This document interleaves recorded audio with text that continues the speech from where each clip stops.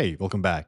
So, on this episode, we are going to be building a full set of CRUD APIs for the user model that comes with Laravel by default. So, we're going to have a create user, get user, update user, get all users, and delete user API. So, I have selected the user model for today's video. But you can actually go ahead and use any other model that you have on your project. The reason I chose the user model is because it ships with Laravel. So if you create a new project, you should by default always have this users model and table. So that's why I selected it. But if you have an existing model, you can use it and follow along. The process should be basically the same. Okay, guys. So first up, we're going to start off with the create user route. So what you need to do is define a simple route the same way you usually do. Now for create APIs, the general convention is to use a post request or HTTP post request. So that's what we are going to do. So I'm just going to type in post. I will later on have a video on REST APIs. So I'll go a little bit more in depth into the general conventions for REST APIs. But in this video, I'm going to keep it relatively simple. Next up, we need to define the URL for our post API. So the convention in the Laravel community and also for REST APIs is you're going to have your resource name. So in this case, it's going to be our model name, which is user. And then we're going to have it be plural. So it's going to be users. And that's it. That's the URL. And now we can go ahead and either define your controller, or in this case, I'm going to have an inline function, anonymous function, just to keep it simple for the sake of time. And last but not least, because we are going to be basically passing some data, I'm going to define the request in my function definition as well. All right, so now that we have our API, the next step for us is actually to create a new user. And this is very simple to do. This is basically Laravel eloquent. So we can go ahead and say user equals our model name. So in this case, I'm going to be importing app models user. So I do have auto import on my IDE setup. So if you guys see me quickly type these in, usually I am importing them, but they are like auto imported. So as you can see, it got imported over here. So make sure you have done that. And now we can just go ahead and call the create method on the model. Okay, let's quickly do that. And I'm going to pass in some data. So the default Laravel user model needs the name.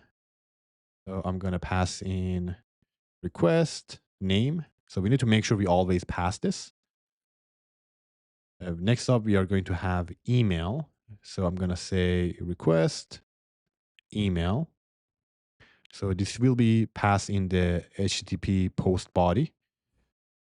And last but not least, we need password.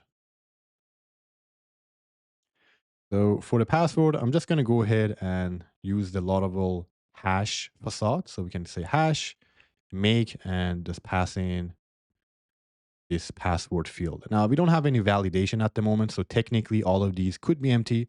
We're going to cover validation on a separate video. So for now, we assume the client will always pass these values. So now that we have created our user, the only step left for us is to actually go ahead and return the user. That is it, guys. So we have created our first post or create API. So how do we actually go ahead and test this out? Now, for testing purposes, guys, you can do it from your terminal. If you know how to use curl, you can go ahead and use curl. Curl is a little bit difficult to use, so many people might not be familiar with it, and it's not very visually appealing. So generally, what most people do is they use a different software.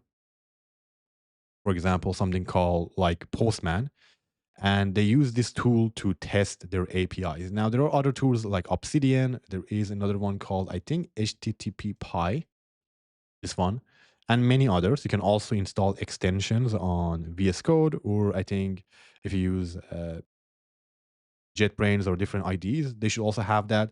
So I'll leave that to you guys, which one you prefer. For me personally, I have used Postman for many years, so that's what I'm most comfortable with, and I'm going to be using Postman. But there is no specific one. You can use any of them that you like. So I'm going to go ahead and add our localhost URL. Last but not least, we need API and then users, because that's what we defined in our URL here, right? And then I need to now pass name, email, and password. So let's go ahead and do that. I already had these done because I was testing it, but we can say name. I'm going to say hello world. For email, I'm going to say youtube@test.com. And for password, I'm just going to put some random characters. So for the request type, again, we also need to make sure this is post. So for example, if I put, I don't know, delete and I hit send, it's going to say method not allowed because we haven't created it. So it needs to exactly match what we have defined. So I'm going to set post and click send. And voila, we have created our first successful post API.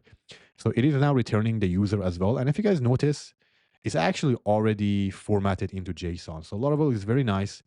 It automatically formats everything for us. So it's very nice and clean. We don't actually need to manually uh, return the response in JSON. We just pass it the model and Laravel handles the rest for us. One more thing I want you guys to pay attention is if you look at our API status code, response code, it is going to be 201. So 201 corresponds for a new record created, right? So Laravel actually also automatically handles that. So if you return your model and it was just created, it will actually have a 201 status code, okay? So that's also very nice. We don't need to worry about the status code. I will have a separate video for handling different status codes, but for now, Laravel makes this super, super easy for us. All right, so now that we have created our first API, let's go ahead and create the next one, which is going to be get a single user. This one, very similar process, guys. Again, we need to define a route. For get request or get users, it is going to be a get HTTP get request. Now for the URL, it still follows a similar format where we have the model name followed with an S plural. So it's going to be users, but then we are going to pass in the unique identifier for that user as the second part of the URL, right?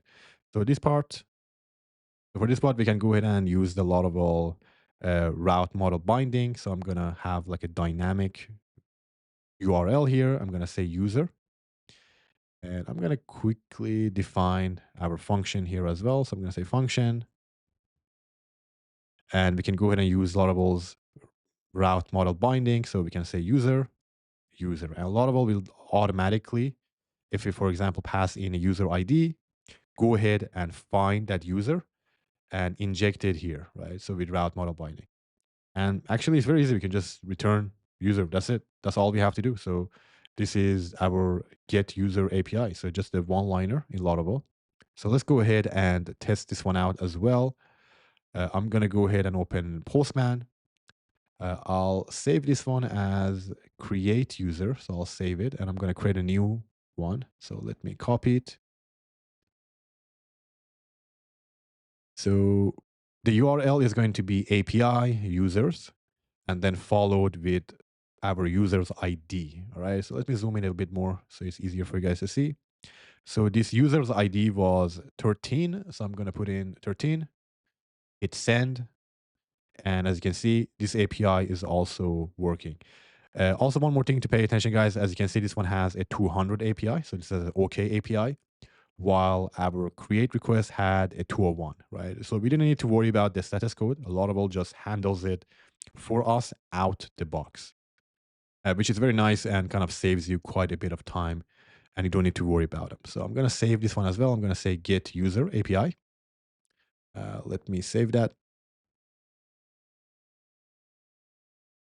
Okay, so let's go ahead and create the next API, which is update user. Now, for update operations, there is two types of HTTP requests we can use. We can use either patch or put. Now, there are quite small differences between the two. So the general difference is going to be with patch, you're going to be updating, you're going to be doing a partial update. And with a put, you're going to be performing a full replace or full update of the resource. Now, that's very oversimplified. There are a lot more differences. So I'm not going to be covering all of that on today's video because I think it requires its own video. But for now, I'm going to be using a patch because I'm going to be partially updating the user. I'm going to be only updating their name. So this one also is going to be very similar. It will actually follow the same URL as our GET request, but just have a different request type. So I'm going to copy this, put here, and let me put this above it. But instead of a get HTTP request, we're going to have a patch, right? But the URL is actually going to be identical, right? So same URL.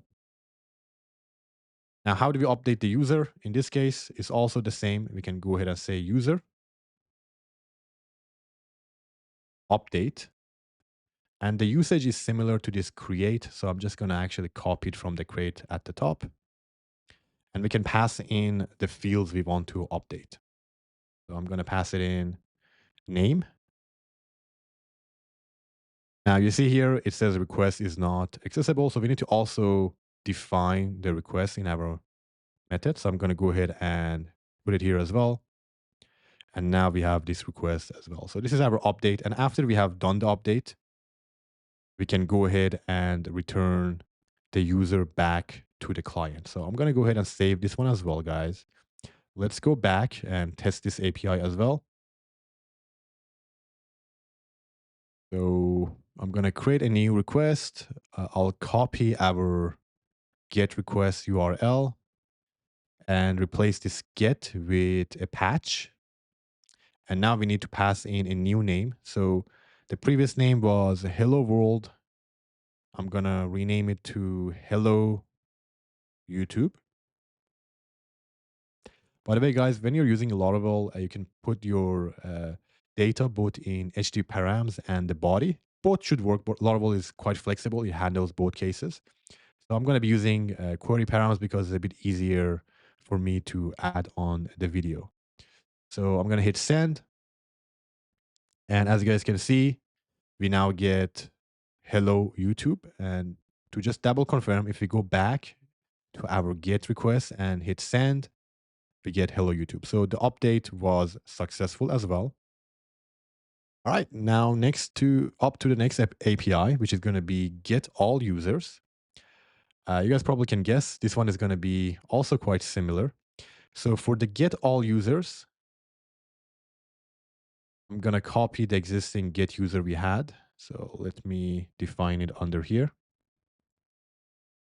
So for the URL, because we're getting all users, we obviously are not going to have this second part. So I'm going to remove it. And the general convention is you just basically have your resource name followed by an S plurals, and that's your URL. Of course, we are no longer doing route model binding. So this one we also don't need. And we can just say return user all. Obviously, one question you might have, well, this isn't very efficient, right? If you have like thousands of users, this will be very slow or like crash or timeout. So we will be learning how to do pagination on a later episode. It's actually very easy to do with Laravel. But for now, I'm going to return all the users in this case. So I can get rid of this actually as well. So let's save it. Let's go back and test this API as well. I'll copy it. Let me save this patch as well. So let me save it. Okay, I'm going to rename it to update user. Now we have get all users, and the URL is going to be API users. We don't need to pass in anything else. So I'm just going to go ahead and click send. And as you guys can see, we are now getting all the users in our database. So I have 13 users. This is the last user we created. So you can see all of them here, right? Okay, last but not least, we are going to have delete user. You probably can guess how it's going to be. I'm going to copy our get user as the base. So for delete, the general convention again, guys, is going to be a delete HTTP request. And the URL convention is similar to a get user. So they all start with this users plural and then followed with the specific user we want to update. So this one is going to be delete. Of course, we're not going to be able to return the user. We're trying to delete it. So to delete our user or our model, we can just say user delete. So this should delete it. Now, for the response, the general consensus, we can go ahead and just do something like response because we don't have anything to return. So, and Laravel has a quick helper for us. We can just say no content. All right. Because again, we don't have anything to return. So we're going to go ahead, save this, and we can now go ahead and test it out on Postman. So I'll quickly save this as well in our collection. And I'm going to copy this get user. So we need to change this request type from get to delete. And I'm going to delete the user we just created. So I'm going to hit send. And as you guys can see, we are getting a 204 no content status code. So this 204 is automatically handled by Laravel because we said no content, right? So it's handling the status codes for us. Now, of course, to verify the user was deleted, I'm going to go back to this get request and try again with user 13. And as you guys can see, now it is returning a 404 not found, right? And even if you go to get all, if I scroll all the way down, it ends at 12, right? So that user did indeed get deleted, right? So, okay, guys, so that's it. That's the process for creating CRUD APIs in Laravel. It's very easy. Of course, there is a lot more to do. We have things like validation, authorization, pagination, a lot more stuff to cover. But this is the basics of it, right? And again, things for like validation and pagination, these are things you probably are using if you're working with Laravel on day-to-day basis. So it should be very easy for you to also add them to your APIs. One last thing I want to cover before I end today's episode is what I showed you guys so far. We have been using kind of the primary key or the ID for the update, get, and delete operations, right? So what if you do not want to use the ID, right? So for example, here, if I go to this get user, what if you want to use the email, right? So let me take this Dr. Forrest. So I'm going to copy the email. So what if you want to get this user using their email instead of the ID, right? So right now, if I put the email and click send, we get a 404 not found. This is actually very easy to do. You can actually tell Laravel what key or what property or what field to use to fetch the user. So you can just do a double colon and then put in the field name. So in this case, email. So Laravel will go ahead and search the email to find that user, right? Same thing again, you can do it for delete as well. So I'm going to put email here as well. And we can put email here as well. So let's go ahead and quickly test it. If I go back to our API again and try again, we are not getting a user. Let me see why. So everything looks correct. I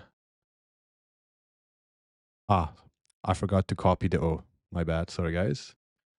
Sometimes this happens on the video. All right. Hopefully now it will work. Okay. So as you can see, now we are fetching the request or fetching the resource using the email property. Of course, the same will work for delete as well. So if I come here and instead of this 13, I put the email and I hit send. As you can see, obviously the deletion was successful. And if I go back and I try to fetch Dr. Forrest again, we get a 404 not found. And if I go to all users and I try again, we no longer have that property, right? So that's it, guys. This is also like a quick thing I wanted to cover on today's episode. I hope you learned something new. If you have any questions, leave them in the comment section below. Don't forget, as always, like the video, subscribe if you still haven't, and I see you on the next episode. Have a great day. Bye.